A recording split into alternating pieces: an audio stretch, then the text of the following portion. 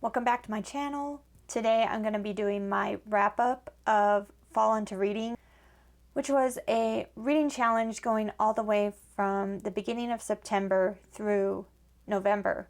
A 3-month reading challenge to finish 15 reading prompts, and I almost did it. The hosts of Fall Into Reading were Tia and All the Books, Literary Labors, Rainy Day Reads, and Cozy Reader Kelly. I'll have all their channels linked down below. I am not going to go into a lot of details for any of these books because I have talked about them in other wrap-ups, or I will be for this month. So I'm just going to quick show which books I read for which prompts, and you can see how I did. The first prompt was to read a nonfiction book, and I read After the Eclipse by Sarah Perry. This was a true crime memoir about a woman whose mother is murdered when she's a child, and her search for the killer and growing up with this kind of trauma in her life. Published in 2020, I read The Boatman's Daughter by Andy Davidson, and I gave it 3.5 stars. I gave it 5 stars for setting and characters, and a low 3 stars for the plot. I was hoping for a lot more as far as supernatural elements, but the description of the swampy southern setting was fantastic, and there were a couple characters that I absolutely fell in love with. Historical fiction, I read Beloved by Toni Morrison, and I gave it 4 stars. Science fiction,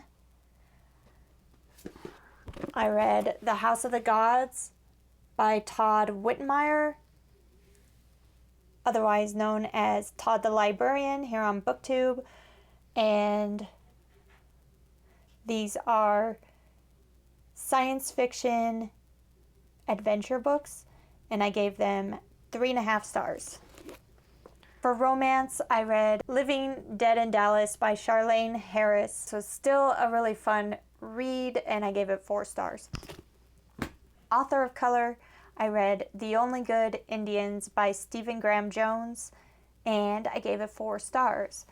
Middle grade, I tried to read The Book of the Three, which is book 1 in the Chronicles of Pryden by Lloyd Alexander, but I only made it about 85 pages in and decided that middle grade is not really for me.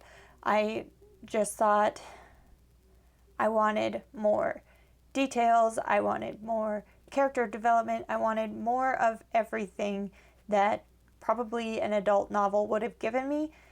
So this was a DNF, and I did not give it a score because I think it was good for a different audience than me.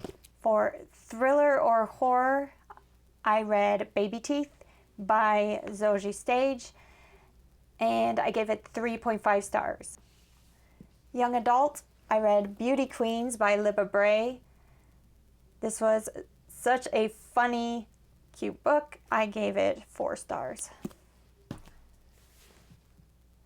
For graphic novel, I read The Misplaced by Chris Callahan, which has fantastic artwork and a really cool story. I gave it 5 stars. For contemporary, I read Crazy Rich Asians by Kevin Kwan. I really love this one and gave it 4 stars.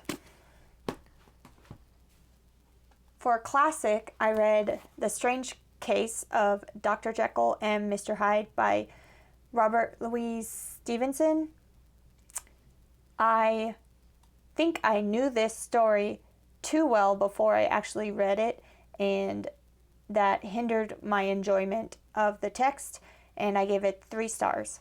For fantasy, I read Dead Witch Walking by Kim Harrison. which is a urban fantasy book. I gave it 3.5 stars. Published before 2020, I read Cycle of the Werewolf by Stephen King. This was originally published in 1983, and this copy was published in 1985, and I gave it 4 stars.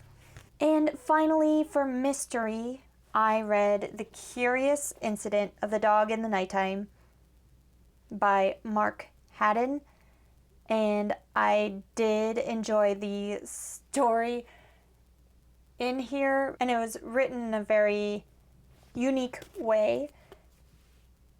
Supposed to be written from the point of view of someone with autism. 3 stars. Those are all the books that I read for Fall Into Reading. So I finished all of the challenges for Fall Into Reading except for middle grade because I ended up DNFing the book. 14 out of 15 is not bad, I'd say. If you like this video, you can hit like and subscribe, and I'll be back very soon with another book-related video. Thanks. Bye.